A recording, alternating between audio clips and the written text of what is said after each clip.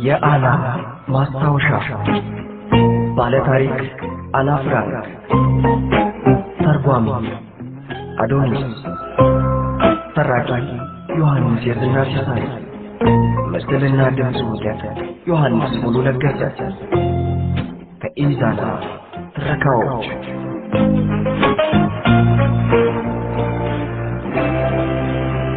ክፍል 4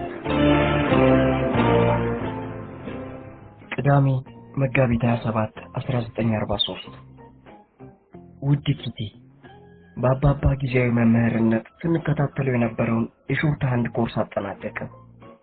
አሁን ደግሞ ፍጥነታችንን ለማሻሻል ልምምድ ልንጀምር ነው። አሪፎች አይደለንም ኪቲ? ስለ ጊዜ ማሳለፊያዎች ይበልጥ ላብራራልሽ የሚገባኝ ይመስለኛል። አዎ የጊዜ ማሳለፊያዎች ነው የምላቸው።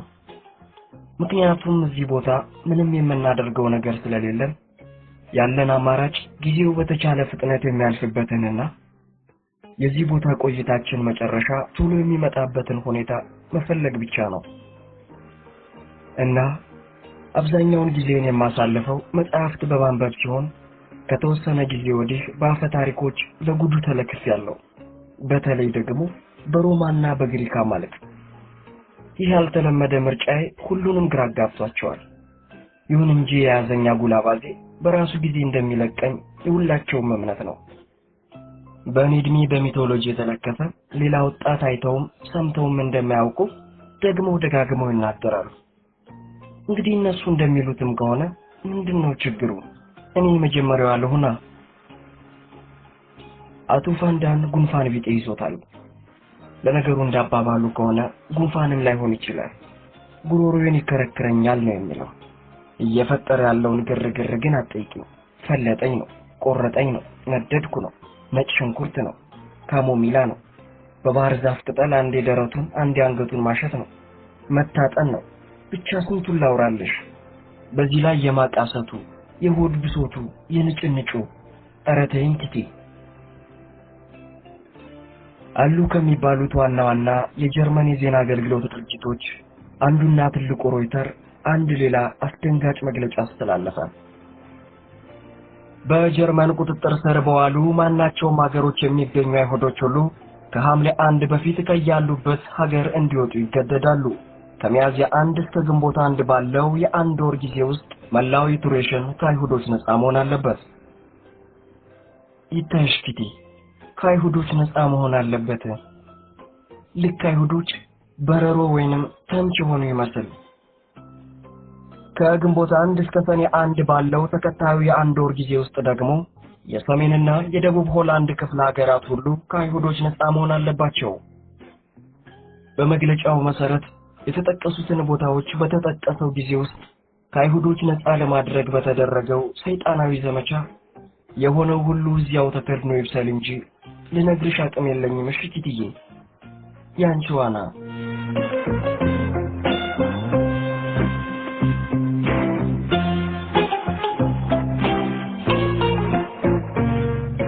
ዓርብ ሚያዝያ 1 1943 ውድ ኪቲ፣ ኧረ እንደው ምን ይሆን የሚሻለኝ ኪቲዬ? ጨርሶ ያልጠበቅኩት ሌላ ጣጣ ውስጥ ገባውልሽ። በጥቁር ነጥቦች በተሽጎረጎረው ስሜ ላይ እንደገና ሌላ ትልቅ ጥቁር ነጥብ። ትላንትና ማታ አልጋዬ ላይ ጋደም ብዬ ለወትሮ የመኝታ ሰዓት ጸሎቴን አብሮኝ የሚያደርገውንና በመጨረሻም ደህና ደሪ ብሎኝ የሚወጣውን አባባን እየጠበቅኩ ሳለሁ እማማ ወደ መኝታ ክፍል ገባችና አልጋዬ ጫፍ ላይ በዝግታ ተቀመጠች። በዚህ ባልተለመደ ሁኔታ ግራ እየተጋባሁ እያለሁ ለስለስ ባለ የልመና አይነት አንደበት አናዬ፣ አባትሽ የያዘውን ስራ ስላልጨረሰ ለጊዜው መምጣት አይችልም።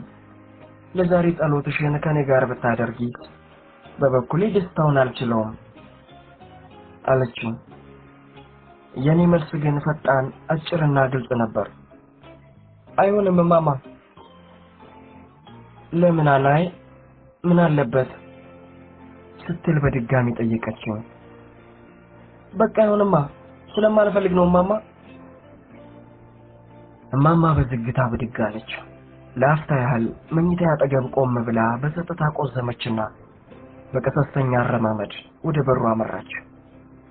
አንድ ከዚህ በፊት የማላውቀው ስሜት በሰራ አካላቴ ሲሰራጭ ተሰማኝ። እማማ በሩ ጋር እንደደረሰች ድንገት ወደ እኔ ዘወር አለችና በዚያው ድፍርስርሳቸው በወጣ አይኖቿ ቁልቁል እያየችኝ ላስቸግርሽ አልፈልግም አና፣ ፍቅር በግዴታ አይሆንም ብላኝ ወጣች። እምባ ያጋቱት አይኖቿ ግን አይኔ ላይ ቀሩ። እዚያው ጋደም ባልኩበት ተራራ የሚያህል የጸጸት ስሜት ተከመረብኝ። ምን አይነት አንጀት ቢኖረኝ ነው በዚያ ሁኔታ እያየኋት ጨክኜና ፊት ነስቼ ልሰዳት የቻልኩት? ግን ደግሞ ትክክለኛውን ስሜቴን ብደብቃት ለእኔ ስለሷስ ምን ጥቅም ይኖረዋል? አይሰራም፣ ጨርሶ አይሰራም። ያም ሆነ ይህ ኪቲ ለማማ አዘንኩላት። በጣም ከልቤ አዘንኩላት። ምክንያቱም በህይወቴ ለመጀመሪያ ጊዜ ለሷ ያለኝ ቀዝቃዛ ስሜት ምን ያህል ሊያማት እንደሚችል አየሁላት። በተለይ ፍቅር በግዴታ አይሆንም የሚሉት ቃላት ካፏ በወጡባት ቅጽበት ፊቷ ላይ ይታይ የነበረው እንደ ጥቁር ደመና በሰፊው ያጠላ ሐዘን እስከመቼውም ከዓይኔ ሊጠፋ የሚችል አይመስለኝም።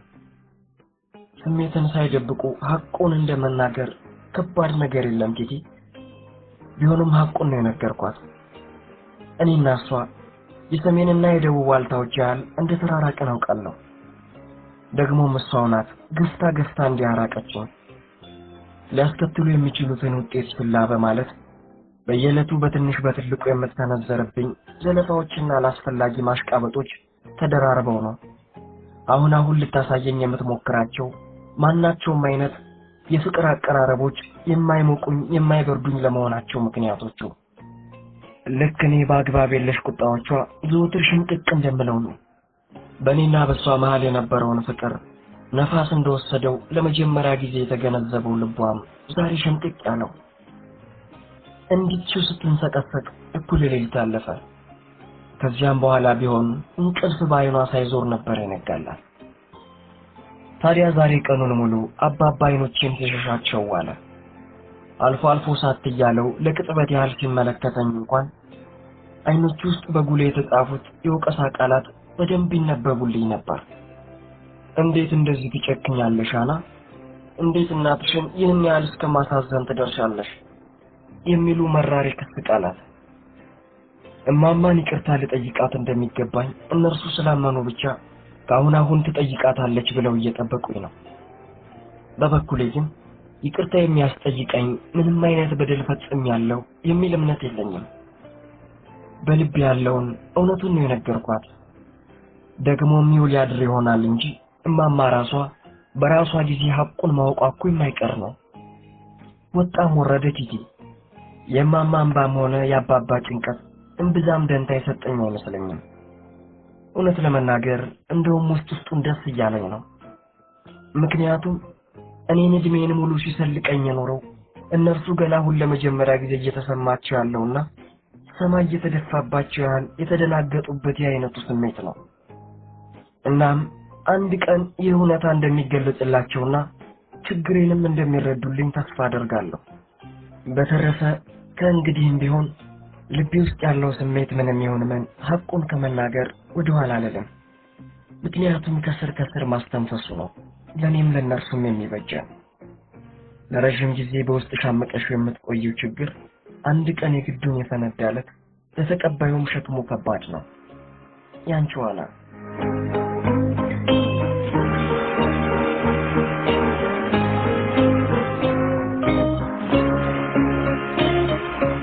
ቅዳሜ ግንቦት 1 1943 ውድ ኪቲ፣ አንዳንዴ እዚህ ስላለው አኗኗራችን ሳስብ እንደኛ የመደበቅ ዕድል ካላገኙት አይሁዶች አንጻር እኛ ገነት ውስጥ ነው ያለነው እስከ ማለት ደርሳለሁ። እንዲያም ሆኖ አልፎ በተለይም የውጭው ጥረት ረገብ ያለልን ዕለት እያንዳንዳችን አሁን ስለምንገኝበት ሁኔታ እያሰብ ህልም ውስጥ ያለው እስኪመስለኝ ድረስ ሁሉም ነገር እውነትነቱ ያጠራጥረኛል። እድሜያችንን ሙሉ በእንደዚህ ያለ ዲሉክስ የኑሮ ደረጃ ያሳለፍን የሚሊዮነር ቤተሰቦች አባባም አቶ ፋንዳን ሚሊዮነሮች ነበሩ። እንዴት በምን ተአምር አመት እንኳን ባልሞላ ጊዜ ውስጥ እንዲህ ለማመን በሚያዳግት ሁኔታ ልንዘቅጥ ቻለን። ማለቴ እንዴት የዚህን ያህል ልንወርድና ልንርመጠመጥ ቻለን? እያንዳንዳችን ለእያንዳንዳችንም ሆነ እያንዳንዳችን ለየራሳችን የነበረን ግምትና ክብር የተገባ። ጥቃቅን ምሳሌዎች ኪቲ እዚህ ቦታ መኖር ከጀመርን ጀምሮ የምንጠቀመው አንዱን የጠረጴዛ ልብስ ሲሆን ከአገልግሎት ብዛት መልኩን ቀይሮ የበር ምንጣፍ ለመሆን እንኳን ብቃት ያለው አይደለም። ቢቸግረኝ አንዳንዴ በዚያው በተበጣጠቀና በቆሸሸ ዕቃ ማድረቂያ ጨርቃችን ልወለውለው ሞክራለሁ። ጠረጴዛውን እርቃኑን አንጠቀመው ነገር ቆሻሻው በሱ ይብሳል። ሌላ ሁለቱም ፋንዳኖች በጋውን ሙሉ ውሃ ባልነካው አንድ ፍላኔል አንሶላ ነው የከረሙት።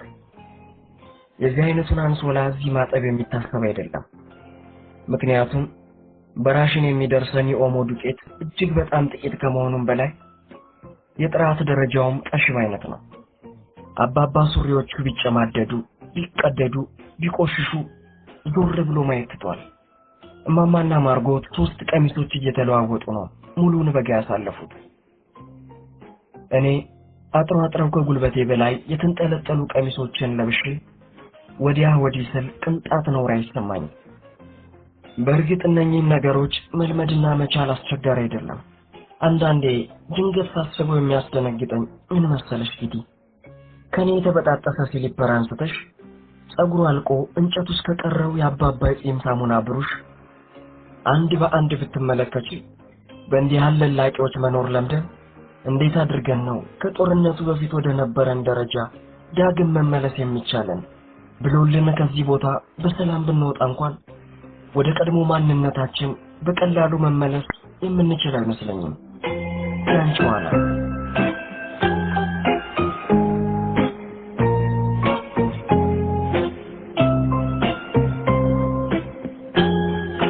ማክሰኞ ሰኔ 15 1943 ውድ ጊዜ ሰሞኑን እኔን ያፍልግሽ ጊዜ በጣም አዝኛለሁ።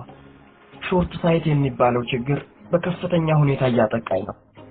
ሳነብም ሆነ ስጽፍ የሚያስቸግረኝ ነገር ምን እንደሆነ ሳላውቀው ቆይቼ ነው እንጂ ለካ ገና ድሮ ነበር የሳይት መነጽር የሚያስፈልገኝ። ዋው ኪቲ፣ በሳይት መነጽር ምን አይነት ጉጉት እንደምመስል ታየኝ እኮ። ግን ያው እንደምታውቂው ተደብቆ ለሚኖር ሰው የሳይት መነጽር ማግኘት የሚታሰብ አይደለም። ትላንትና ቀኑን ሙሉ በቤታችን ውስጥ ከአይኔ ሌላ ርዕስ አልተነሳም። ምክንያቱም እማማ እኔን ከሜፔ ጋር ወደ አንዱ የዓይን ሐኪም ልትልከኝ እያሰበች ያለች መሆኗን እንደዘበት ከገለጸች ወዲህ እያንዳንዱ የሚስጥራዊው ቤታችን አባል የየራሱን አስተያየት ሲሰነዝር ነበር የዋለው። እኔ ራሴ ልክ ራሷ ያንን ሐሳብ ስታቀርብ ምን እንደተሰማኝ ልገልጽልሽ የሚችል አይመስለኝም። ገደብ የለሽ ደስታና ገደብ የለሽ ፍርሃት በኩል መጠን የተቀላቀሉበትን ስሜት ገምች። ይታይሽ ኪቲ፣ ለዚህ ሁሉ ጊዜ እዚህ ውስጥ ታፍኖ ለኖረ ሰው ወደ ውጭ የመውጣት እድል ከዚህ ምሽግ ውጪ ጎዳና ላይ ኪቲ እንደገና የመወለድ ያህል እኮ ነው።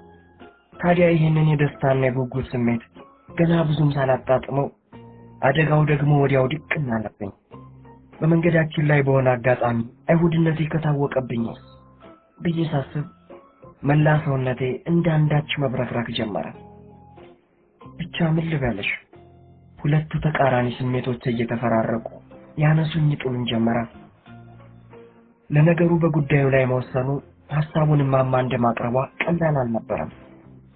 በሐሳቡ ላይ ሁሉም መስማማት አለባቸው። እንዲህ ያለው ስምምነት ደግሞ በዋዛ የሚደረስበት አይደለም። መጀመሪያ እያንዳንዷ ልትፈጠር የምትችል አደጋ በጥንቃቄ መመርመርና መመዘን አለባት እንጂ እንደመፒያ አቋምማ ቢሆን እዚያው በዚያው ይዛኝ ብትወጣ ግድ አልነበራትም። የሜፔ ጀግንነት ግን የሚደነቅ አይደለም ጊዜ። የኔን ተየውና እንዴት ለራሷ አትፈራም? በነገራችን ላይ ሜፔ ለኔና ለማርጎት ብዙ የቢሮ ስራዎቻቸውን እያመጣች እየሰጠችን መስራት ጀምረናል። ይህ ኃላፊነት ሊጣልብን በመቻሉ እኔና ማርጎት የተሰማንን ኩራት አጥይቁኝ። ሜፔ ግን ብዙ ሸክም ያቃለልንላት እንዳለን ነው የምትነግረን። ስራው እኮ ማንም ሰው ሊሰራው የሚችል ተራና ቀላል ነገር ነው። እኔና ማርጎት ኃላፊነቱን ስለወሰድነው ብቻ አንዲትን ስህተት ላለመስራት የምናደርገውን ጥንቃቄ ካየሽ ግን እጅግ ውስብስብ ስራ ሊመስልሽ ይችላል። ሌላ ስለሚፒ የሚገርመኝ ነገር ሸክም የማይሰለቻት ጉድ ናት። ምን አለፋሽ በቅሎ አይተሽ ማየት ነው። ወደኛ ሳትመጣ የምትውልበት ቀን የለም። ታዲያ አንድም ቀን የሆነ ሸክም ከእጇ ላይ አታጭም። ድንች፣ ቅጠላ ቅጠል፣ ጥራጥሬ፣ ስኳር፣ ዱቄት፣ ዳቦ፣ ዘይት፣ ቅዳሜ ደግሞ መጽሐፍ። ኪቲ እኛ ቅዳሜን የምንጠብቀውን ያህል ሕፃናት የገና ስጦታቸውን አይጠብቁም። ለኛ መጽሐፍት ማለት ምን ማለት እንደሆኑ ያለንበትን ሁኔታ ላላየ ሰው በትክክል ማስረዳት ይቸግራል። ባጭሩ ግን እዚህ ውስጥ ያሉት ብቸኛ መዝናኛዎች መጽሐፍት ናቸው። ያንቺዋና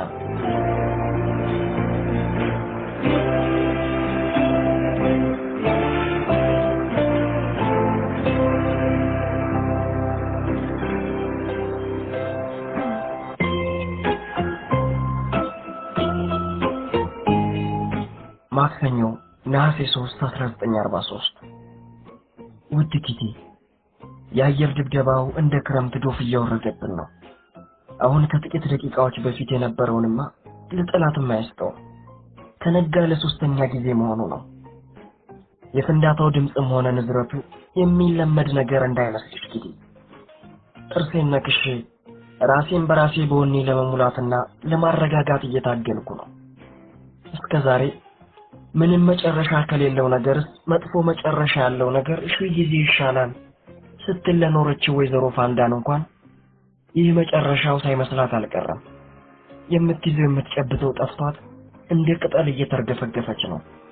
ድምጿ እንዳይከዳት እየተጠነቀቀች ስትንሰቀሰቅ ሳያት ለመጀመሪያ ጊዜ አንጀቴ ተላወሰላት። በጣም አሳዘነችኝ ኪቲ። በተለይ በወትሮ ንትርካቸው ምክንያት ለሳምንት ያህል አኩርፏት ቆይቶ ገና ዛሬ የታረቃት ባሏ አቶ ፋንዳን እየደባበሰ ሊያጽናናት ሲሞክር ገጿ ላይ ይታይ የነበረው እንግዳ ስሜት እንባዬን ሳይቀር እየተፈታተነኝ ነበር። ኪቲ የፒተር እንድመት ሞሼን ታውቂዋለሽ? ከዚህም ሌላ የሞሼን አብሮን መኖር የምንወደውም የምንጠላውም እንዳለን ታውቂያለሽ። ታዲያልሽ ይህን ሰሞን ሁላችንንም ሊያግባባን የቻለ አዲስ ነገር ተከሰተ። ለካስ አንድ ድመት አብሮሽ ሲኖር የጥቅሙን ያህል ጉዳትም አለው። ቤታችን በቁንጫ ተወረረ። ይባስ ብሎ ወረራው በየዕለቱ እየጨመረና ከቁጥጥር ውጭ እየሆነ መጣ። አቶ ክሬለር የተለያዩ መድኃኒቶችን እያመጣ በየማዕዘኑ በየስርቻው ይነሰንሳል። ቁንጫዎቹ ግን እንኳን ሊጠፉ ቅር ያላቸው እንዳይመስልሽ። እንዲያውም ማዳበሪያ የፈሰሰላቸው ይመስል ጭራሹን ፈሉ። ንክሻቸው ደግሞ እንዴት እንደሚያቃጥልና ሰላም እንደሚነሳ ጠይቂ። የአንገትሽን አክስ ሳይወጣልሽ ጉያሽ ውስጥ፣ የጉያሽን ስትይ ጭንሽ ስር፣ የጭንሽን ስትይ ጀርባሽ ላይ፣ የጀርባሽን ስትታገይ ጫማሽ ውስጥ፣ ወደ ጫማሽ ስታጎነብሽ ጆሮሽ ውስጥ አምጣው ነው ኪቲ። በዚህ ላይ ደግሞ ለማከክ እጅሽን ስትሰጂ የማትደርሽባቸው የሰውነት ክፍሎች መብዛታቸው፣ የገዛ ሰውነትሽ ላይ በገዛ እጅሽ የማትደርሽበት ቦታ መኖሩ አይገርምም ኪቲ? በተለይኛ ከመቀመጥ ብዛት ሰውነታችን ምን ያህል እንደተሳሰረ ይገባኝ ቁንጮቹ ከመጡ ወዲህ ነው። ከዚህ በኋላ ግን በየጊዜው ቢያንስ ለጥቂት ደቂቃዎች ጂምናስቲክ መስራት ወስኛለሁ። ግን ቁንጫን ታክል ደቃቅ ነገር ሰውን የሚያህል ግዙፍ ፍጡር እንዲህ እንደ እብድ ልታወራጨው ከተቻላት በእርግጥም ተፈጥሮ ኮሚክ ናት። ያንቺዋና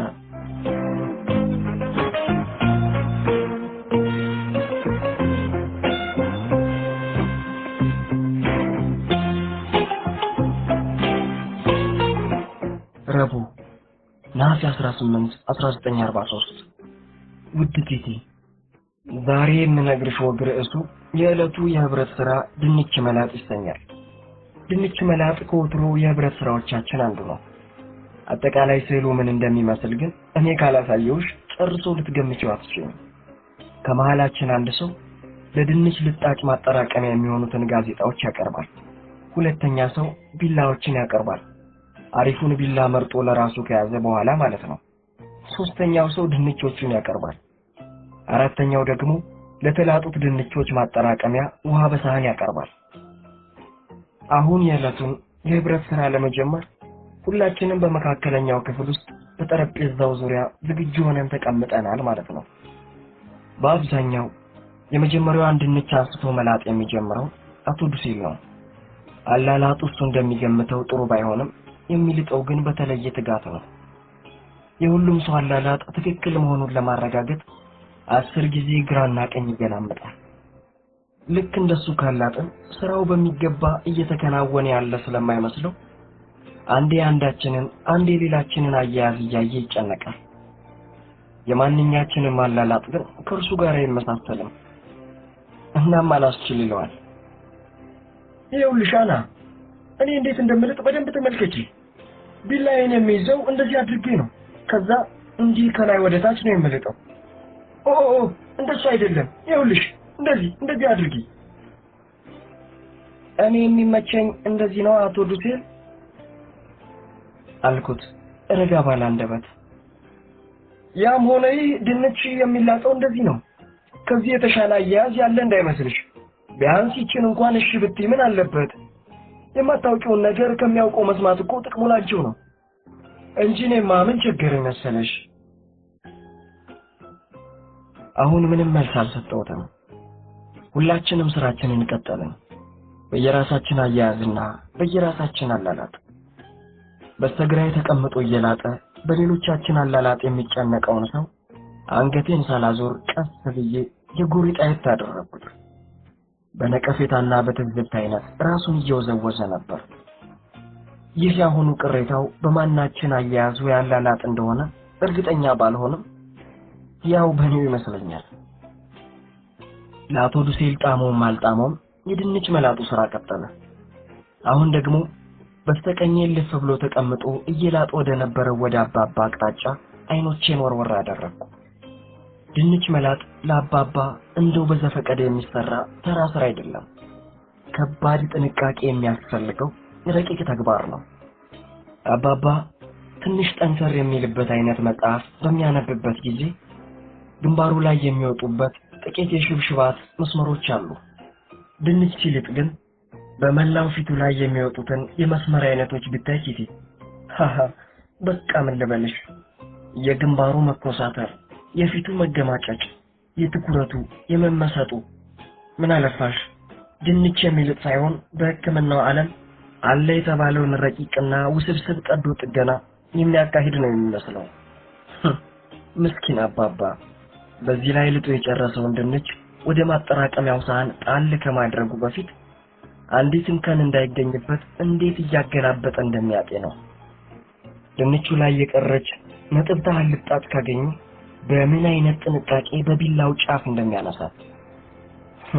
እውነቴን ነው የምልሽ ቲቲ፣ በዚህ ጥንቃቄው የአይንሽ ብሌን ላይ የተለጠፈች ትንሽዬ ጸጉር በቢላው ጫፍ ቢያነሳልሽ ህመም የሚሰማሽ እንዳይመስልሽ። አባባ ልጦ ያስቀመጠውን አንዱን ድንች ብድግ አድርገሽ ብታዩ እንቁላል ሊመስልሽ ሁሉ ይችላል። ሌላውን ተይውና ከፊት ለፊቱ ያለውን ልጣጭ አንስተሽ ስስነቱን ብትመለከቺው ጥሬ ሳይሆን ቅቅል ድንች የላጠ ነው የሚመስልሽ።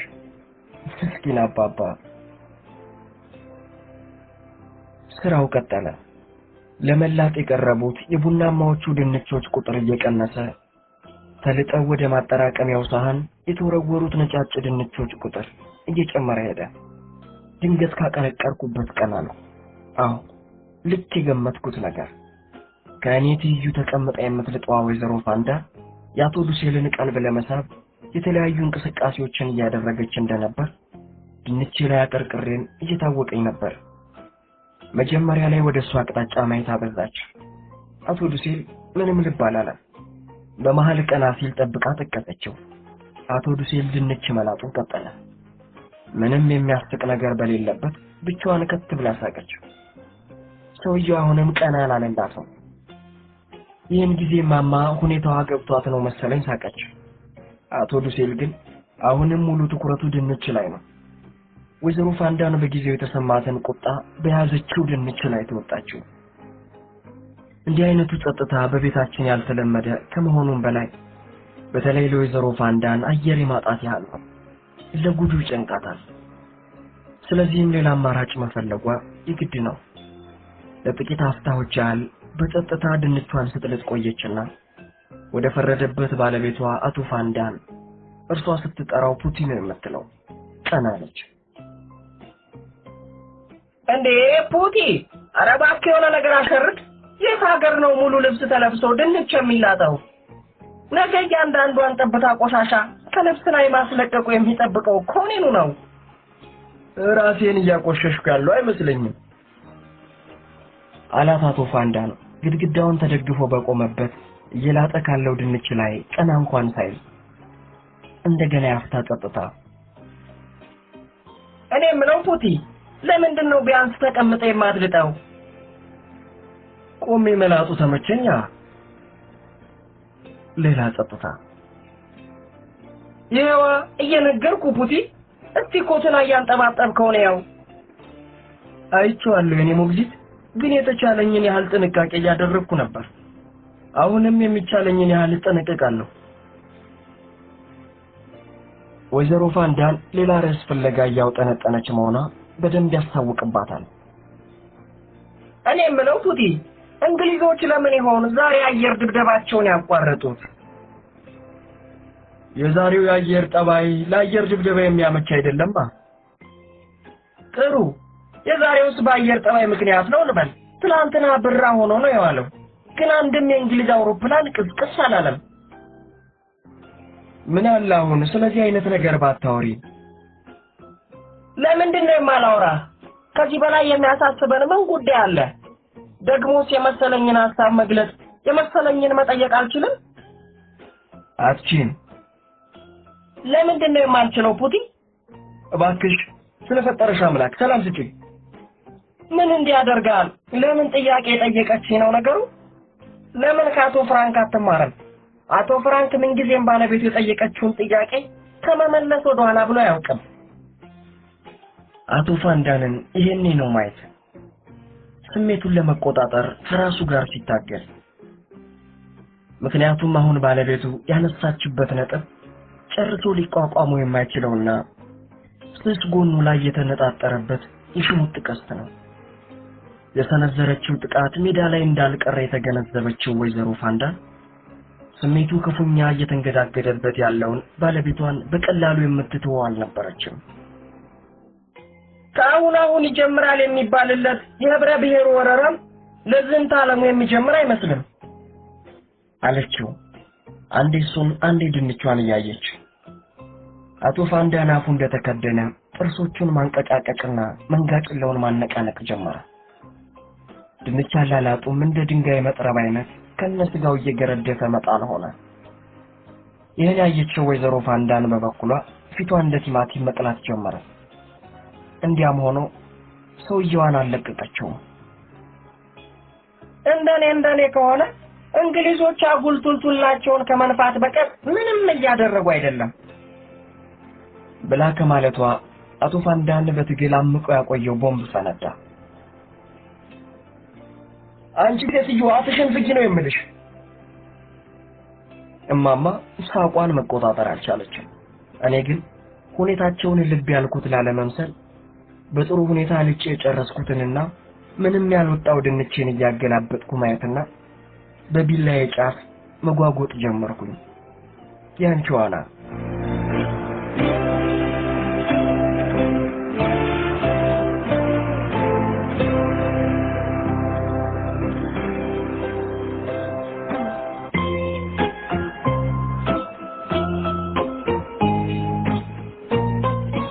ሐሙስ መስከረም 26 1943 ውድ ኪቲ፣ የሚስጥራዊው መደበቂያ ነዋሪዎች የእርስ በርስ ግንኙነት ከዕለት ወደ ዕለት እየሻከረና እየቆረፈደ መሄዱን ቀጥሏል። በምግብ ሰዓቶች በጠረጴዛው ዙሪያ ስንገናኝ እንኳን ደፍሮ አፉን የሚከፍት የለም የያዘውን ምግብ ለመጉረስ ካልሆነ በቀር። ምክንያቱም ምንም ነገር ካፍሽ ወጣ ማለት ወይ አንድ ሰው ታስቀይሚያለሽ ወይ ደግሞ ጨርሶ ባላሰብሽው መንገድ ይተረጎምብሻል። ለጭንቀትና ለድብርት ፍቱን ማስታገሻ ነው የሚባልለትን ቫሌሪያን ኪኒን በየቀኑ መቃም ከጀመርኩ ጥቂት ቀናት አለፉ። እንደው ቢቸግር ነው እንጂ ምንም ጥቅም የለውም። የዛሬውን በመጠኑ ያስታግስልኝ እንጂ ነገ የባሰ ጭንቀት ውስጥ ከመግባት አያድነኝም።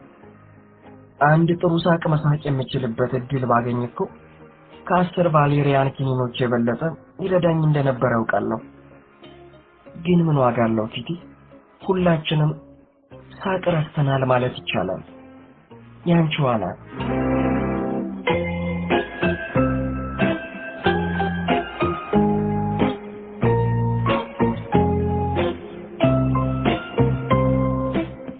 እሁድ ጥቅምት 17 1943 ውድ ኪቲ፣ ባለፈው ወር ውስጥ እዚህ ቤት እያንዳንዱ ሰው ከእያንዳንዱ ሰው ጋር የተለዋወጣቸው የዘለፋ ቃላት አንድ በአንድ ትዝ ሲሉኝ ማሰብ እስኪሳነኝ ድረስ አእምሮዬ ይደነዝዛል።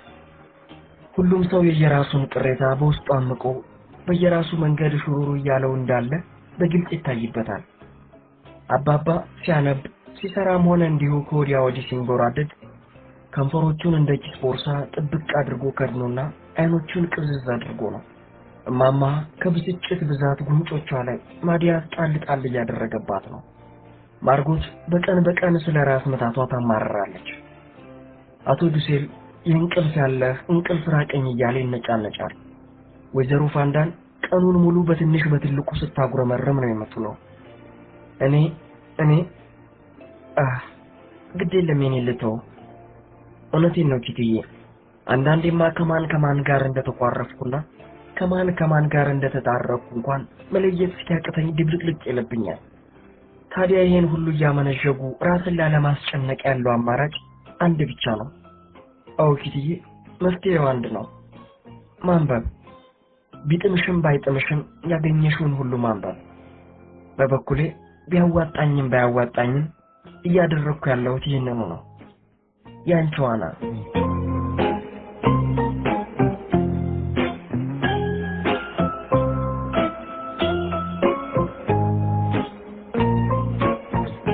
ዓርብ ጥቅምት 29 1943 ውድ ኪቲ፣ ከሰሞኑ አቶ ፋንዳንና ወይዘሮ ፋንዳን እንዴት ድብልቅልቁ የወጣ ጸብ ውስጥ ገብተው እንደነበር አትጠይቂኝ። ቤቱን በአንድ እግሩ አቆሙት ነው የምልሽ። ምን ተፈጠረ መሰለሽ? ይመስለኛል ገንዘባቸው ሳያልቅባቸው አልቀረም። ምክንያቱም ቀኑ ትዝ አይለኝም እንጂ ባለፈው ጊዜ አቶ ክሬለር በጨዋታ መሃል ከአንድ የፈርኮት ነጋዴ ጋር ስለነበረው ቅርርብ ለአቶ ፋንዳን ሲነግረው አስታውሳለሁ። እና አቶ ፋንዳንም ይሄው ትዝ ብሎት እንደሆነ እርግጠኛ ነኝ። ብቻ ከምድር ተነስቶ የወይዘሮ ፋንዳንን ፈርኮት ካልሸጥኩ ብሎ ቁጭ አለ። ለወይዘሮ ፋንዳን ፈርኮቷ ማለት ምን ማለት እንደሆነ ብታውቂ ነገሩ ምንኛ ባስደነገጠሽ ኪቲ። ከጥንቸል ጸጉር የተሰራ ሲሆን ከ17 ዓመት በላይ ለብሰዋለች። ግን አሁንም እንዴት እንደምትሳፋለት ልነግርሽ አልችልም። ብለሽ ከሰማሻት ስለ ፈርኮቷ አውርታ አትጠግብም። የውድ አባቷ ስጦታ ስለመሆኑ፣ ስለማይቀመስ ዋጋው፣ ስለ ጥራቱ፣ ስለ ውበቱ፣ ስለ ምቾቱ፣ ስለ ሙቀቱ ብቻ ምን አለፋሽ ሰሚኒ ታክተው እንጂ እርሷን አይደክማትም። በአጠቃላይ ፈርኮቷ መማያዋ መገዘቻዋ ነው ማለት ይቻላል። እና የዚያን ዕለት የሁለቱ ፋንዳኖች ጦርነት መነሻ ይሄው ፈርኮት ነበር እልሻለሁ። ፎቅ አይሏት ቆጥ ግራ በምታጋባው ጠባቧ የእናቱ ፋንዳን መኝታ ክፍል ውስጥ ያን ዕለት የነበረውን ውካታና ጩኸት ፈጽሞ ልትገምቺው አትችይም ኪቲ። በጣም ያስፈራ ነበር። የኔዎቹ ቤተሰቦች ከደረጃው ጫፍ ቆመው የሚያደርጉት የጠፋቸው አይነት ትንፋሻቸውን አቀበው ወደ ላይኛዋ ክፍል እያንጋጠጡ ነበር። አስፈላጊ መስሎ ከታያቸው ወደ ላይ ወጥተው ለመገላገል ዝግጁ ሆነው ማለት ነው። መጨረሻው ምን ሆነ አትይኝም? መጨረሻውማ አቶ ፋንዳን አሸነፈ። የወይዘሮ ፋንዳንን ብርቅዬ ፈርኮት አስሸጠ። የሲጋራ ጥረቱን አቃለለ። ወይዘሮ ፋንዳን ቢያንስ ቀሪውን ገንዘብ ከጦርነቱ በኋላ ለራሷ አዲስ ልብስ ትገዛበት ዘንድ እንዲሰጣት ባለቤቷን ጠየቀችው። አቶ ፋንዳን አፍንጫ ሽላሽ አላት። በተረፈ ኪትዬ፣ እኔን በተመለከተ ከብዙ በጥቂቱ ኦኬ ነኝ ልልሽ እችላለሁ። የምግብ ፍላጎቴ ድንገት የት እንደገባ ካለማወቅ በቀር ምግብ ብሎ ነገር ሽታው እንኳን እያስጠላኝ ነው። ይህ ነገሬ ከኔ ይልቅ ሌሎችን ክፉኛ ያሳሰባቸው ይመስላል። የምግብ ፍላጎቴን ለማነሳሳት ያቅማቸውን ሁሉ እየጣሩ ነው። መኝታ ክፍሌ ውስጥ ያልደረደሩልኝ የጣፋጭ አይነት የለም። እኔን እያስጨነቀኝ ያለው ግን የምግብ ፍላጎት ማጣቴ ሳይሆን የመንፈሴ ከዕለት ወደ ዕለት እየተሸማቀቀ መምጣት ነው። በተለይ እሑድ ሞቴን ነው የሚያስመኘኝ። በአጠቃላይ ሁኔታው ክፉኛ የሚጫን እንቅልፍ የሚልና እንደ አንዳች ክብድ የሚል ነው። ኪቲ ከወደ ውጭ የሚሰማ አንድም የወፍ ድምፅ የለም። ዙሪያ ገባው በሚያስፈራ ጸጥታ ተውጧል። ይህ ቀፋፊ ጸጥታ እኔንም በቀፋፊ ጣቶቹ ጨምድዶ ይዞ ከጥልቁ ሊወረውረኝ እየጎተተኝ ያለ ይመስለኛል። ታዲያ የሚገርመው ነገር ኪቲ እንዲህ ያለው አስቸጋሪ ስሜት በተጸናወተኝ ጊዜ አባባ እማማና ማርጎት ጭራሹን ይሸሹኛል። ይህኔ ማን ያርግሽ? የማደርገው ነው የጠፋኝ። እንደ አንዳች እቅበጠበጣለሁ። ከአንዱ ክፍል ወደ አንዱ ክፍል እየተዘዋወርኩ እንቆራጠጣለሁ። ያለ ምንም ምክንያት በደረጃው ቁልቁል ወርዳለሁ፣ እንደገና ሽቅብ ወጣለሁ። ብቻ በአጠቃላይ ልክ በድቅድቅ ጨለማ እየተወራጨች ከተያዘችበት ወጥመድ ጋር የምትጋጭና ዳግም ላትበር ክንፏ የተነጨባት ወፍ የሆንኩ አይነት ይሰማኛል። ውጪ ብረሪ ሳቂ ቦርቂ ንጹህ አየር ተንፍሽ የሚል ድምጽ በውስጤ እንደ ብራቅ እየጮህብኝ ነው። ያንቺ ዋና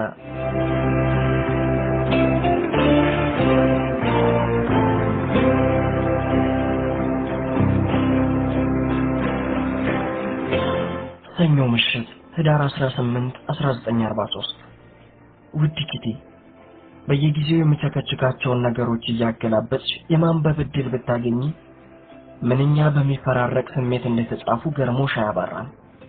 ያለሁበት ሁኔታ ይህን ያህል ተጽዕኖ እያደረገብኝ መሆኑን ሳስበው በገዛ ደካማነቴ ይበሳጫለሁ። በእርግጥ በተጽዕኖ ስር የዋልኩት እኔ ብቻ እንዳልሆንኩኝ በሚገባ አውቃለሁ። የሁላችንም ችግር ነው። በአሁኑ ሰዓት ያው አንቺን መገመት እንደምትችይው በጭንቀትና በድብርት ቱቦ ውስጥ እየፈሰስኩ ነው። ይህ ለምን እየሆነ እንዳለ እንዲህ ነው ብዬ የምነግርሽ የለኝም። ነገር ግን ዋናው ምክንያቱ የገዛ ፈሪነቴ የገዛ ድንጉጥነቴ ነው ብዬ ከራሴ ጋር እየተላተምኩ ነው ያለሁት። ኪቲ ከቀኑ ጭንቀት የሚብሰው ደግሞ የሌሊቱ ቅዠቴ ነው። አንዳንዴ እማማም አባባም በሌሉበት ብቻዬን ጨለማ ከዋጠው የአዛባ ጉድጓድ ውስጥ ተጥዬ መውጫው ጠፍቶኝ ስዳክራ ያለው። አንዳንዴ ደግሞ ጭር ባለ ጎዳና ላይ ብቻዬን ስንቀዋለን። ሌላ ጊዜ ደግሞ ሚስጥራዊ ቤታችን በሳት ሲጋይ ወይ ናዚዎቹ በሌሊት መጥተው ሁላችንንም እየጎተቱ ሲወስዱን እያየው ስወራጭ አጥራለሁ። የሚገርምሽ ነገር ኪቲ ይህ የማየው ሰቆቃ ሁሉ ልክ በእውን እየሆነ ያለ እንጂ ጨርሶ ህልም አይመስልም። እንዴት ጽርት ብሎ እንደሚታየኝ አትጠይቂኝ። ለዚህ ነው ይዋሊደር እንጂ በቅርቡ ሁሉንም ነገር በእውኔ ማየት እንደማይቀር የሚሰማኝ።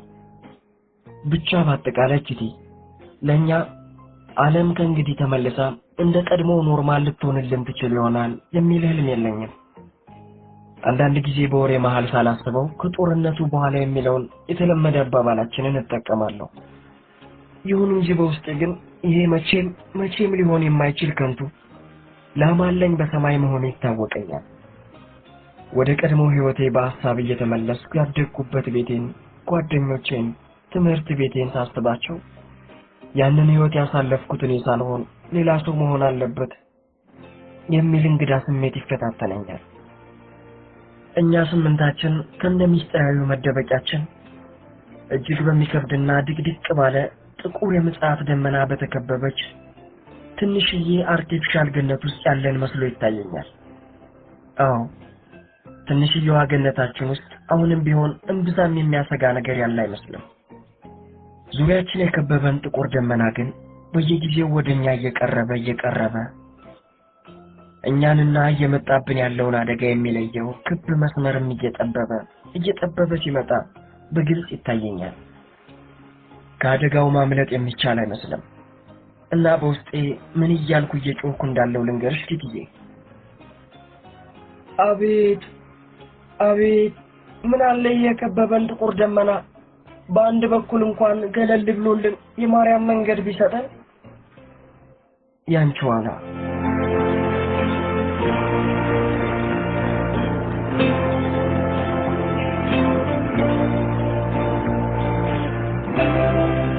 ቅዳሜ ህዳር 27 1943 ውድ ፊቲ ትላንትና ማታ አልጋዬ ውስጥ ጋደም ብዬ እንቅልፌን እየተጠባበቅኩ ሳሰላስል ድንገት ከፊቴ ማን ዲቅን ያለብኝ ይመስልሻል ፊቲ? ውዷ የትምህርት ቤት ጓደኛዬ ሊዛ አታምኚኝም ፊቲ? ልክ በአካል የመጣች አይነት ነበር ከላይ እስከ ታች ቁልጭ ብላ ትታየኝ የነበረችው። ልብሷ ላይዋ ላይ ትጥቅጥቅ ብሎ ፊቷ ከስቶና ገርጥቶ ከፊቴ ቆማ አየኋት። አጥንቱ ባገጠጠው ፊቷ መሃል ፈጦ በወጡት አይኖቿ ሐዘንና ቅያሜ ባጠላበት ስሜት ትክ ብላ አየችኝ። አይኖቿ ውስጥ በግልጽ የተጻፈውን ምሬቷን ለማንበብ ብዙም አልተቸገርኩም። እንዴት አና እንዴት ጥለሽኝ ትጠፊያለሽ? እባክሽ እባክሽ እርጂኝ፣ እባክሽ ከዚህ ካለሁበት ገሃነም አውጪኝ። ሊዛ ምን አባቴ ላደርግላት እችላለሁ? ስለሌሎች ስቃይና ሞት እዚሁ ተወጥፌ ከማሰብ ሌላ ማድረግ የምችለው ምን አለ? ልጅን ወደኛ እንዲያመጣት ለእግዚአብሔር ከመጸለይ ሌላ ምን ላደርግላት እችላለሁ? ለረጅም ሰዓታት የሊዝ ምስል እየተመላለሰ እንቅልፍ ነሳኝ። ስለሌላ ነገር ማሰብ አቃተኝ። አሁን ስለኔና ስለ ሊዝ ግንኙነት ብዙ ነገር ግልጽ እየሆነልኝ መጣ። ያኔም ቀድሜ ያኮረፍኳትና የራቅኳት እኔ ነበርኩ። የልጅነት ነገር ሆኖ ችግሮቿን ለመረዳት አልቻልኩም ነበር። የፈረድኩባት ያላግባብ እንደነበር አሁን ነው የገባኝ። ከሚገባው በላይ የቀረበቻት አንዲት ጓደኛ ነበረቻት። እሷን የምወስድባት እየመሰላት በጣም ትሰጋ ነበር። ምስኪን ሊዝ ምን ያህል ተሰቃይታ እንደነበር አሁን ገና ነው የማውቅላት። የዛኔውን የሷን ስሜት አሁን በራሴ ያውቀዋለሁ። በጣም ሊዝን የመሰለች ምስኪን እንደዛ ማስቀየሜ ስለእውነት የክፋት ሁሉ ክፋት ነበር። አሁን ደግሞ ይኸው ከፊቴ ቆማ ለተጎሳቆሉና ምሬታቸው እንደ አንዳች በሚሰራስር አይኖቿ ታየኛለች። እንዴት እንደምታሳዝን ባየሻት ኪቲ። ምን ነው ልረዳት የሚችልበት መንገድ በኖረኝ። ለመሆኑ አንተ እግዚአብሔር ምን ይሆን እያደረክ ያለው? እነዚህ በሞቀ ቤት ውስጥ በሰላም እየኖርኩ እሷ እዛ ውጪ ለአሳርና ለሰቆቃ መጣሏ ምክንያቱ ምንድነው? ከሷ የምሻልበት ገድል እንደሌለኝ ያውቃለሁ። እሷም ትክክል ነው ብላ የምታምንበትን ነገር ብቻ ለማድረግ የምትጥር ልጅ ናት። እኔ እንድኖር የተመረጥኩበትና እርሷ በቁም ፍዳዋን እንድትዝቅ ምናልባትም እንድትሞት የተፈረደባት ምክንያቱ ምንድነው? በእኔና በሷ መሃል ያለው ልዩነት ለምንስ ነው ይህን ያህል እንድንራራቅ ያደረከን? ሊዝ አምላክ ብሎ ይህ ክፉ ቀን እስኪያልፍ በሕይወት ከቆየንና ከተገናኘን ለበደልኩሽ ሁሉ እንዴት እንደምክስሽ ታያለሽ። ከምንም በላይ የምመኘው ይሄንን ነው። እባክህ አንተ አምላክ በኪነ ጥበብ ጠብቃት። ቢያንስ ብቸኛ እንዳትሆን እርዳት። ፈቃድህም በሆነና ምንጊዜም በሐዘኔታና በፍቅር እንደማስባት በነገርክልኝ ምናልባት ይህን ማወቋ የተሻለ ጽናትን ሊሰጣት ይችላልና። ውስጡን ግን ምን እንደሚሰማኝ ታውቂያለሽ ፊቲ? የሊዝ ነገር ገና ድሮ ያከተመለት እንደሆነ መቼም እንደማንገናኝ የበደልኳትንም ሁሉ መቼም ልክሳት እንደማልችል ልቤ ሹክ የሚለኝ ይህንን ነው። የሆነው ሆኖ ኪቲ ለሊዝ በአንቺ ፊት የምገባላት ቃል አለኝ።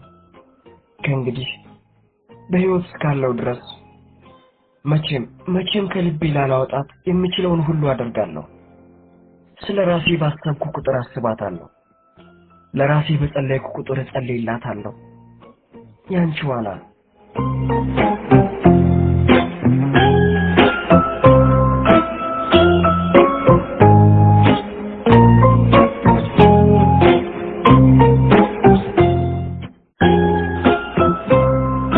የአና ማስታወሻ ባለ ታሪክ አና ፍራንክ ተርጓሚ አዶኒስ ተራኪ ዮሐንስ የዝና ሲሳይ፣ ምስልና ድምፅ ውደት ዮሐንስ ሙሉ ለገሰ።